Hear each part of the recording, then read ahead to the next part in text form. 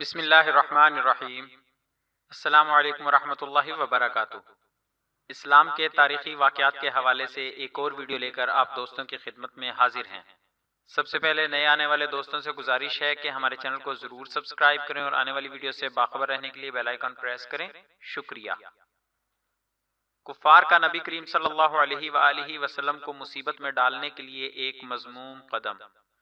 ابن اسحاق کا بیان ہے کہ ایک دفعہ عراش کا ایک شخص کچھ اونٹ لے کر مکہ آیا۔ ابو جہل نے اس کے اونٹ خرید لیے۔ جب اس نے قیمت طلب کی تو ٹال مٹول کرنے لگا۔ اس شخص نے تنگ آ کر ایک روز حرم کعبہ میں قریش کے سرداروں کو جا پکڑا اور مجمع عام میں فریاد شروع کر دی۔ دوسری طرف حرم کے ایک گوشے میں نبی کریم صلی اللہ علیہ وآلہ وسلم تشریف فرما تھے۔ سرداران قریش نے اس شخص سے کہا، ہم کچھ نہیں کر سکتے، دیکھو وہ صاحب جو اس کونے میں بیٹھے ہیں، ان سے جا کر کہو وہ تم کو تمہارا روپیہ دلوا دیں گے۔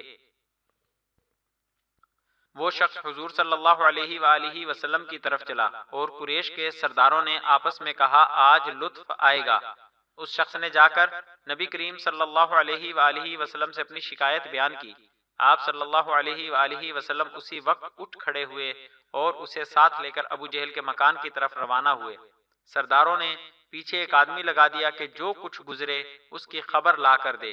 نبی صلی اللہ علیہ وآلہ وسلم سیدھے ابو جہل کے دروازے پر پہنچے اور کنڈی کھٹکھٹائی۔ اس نے پوچھا، کون؟ آپ نے جواب دیا، محمد۔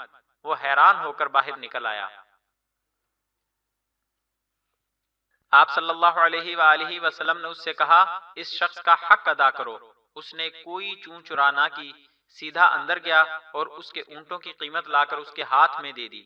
قریش کا مخبر یہ حال دیکھ کر حرم کی طرف دوڑا اور سرداروں کو سارا ماجرا سنایا اور کہنے لگا کہ واللہ آج وہ عجیب معاملہ دیکھا جو کبھی نہ دیکھا تھا۔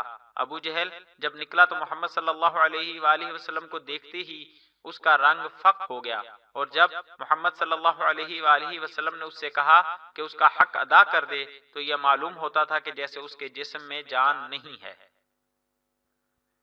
آخر میں آپ دوستوں سے گزارش ہے کہ ہماری حوصلہ افزائی کے لیے ہماری ویڈیوز کو لائک اور شیئر ضرور کریں۔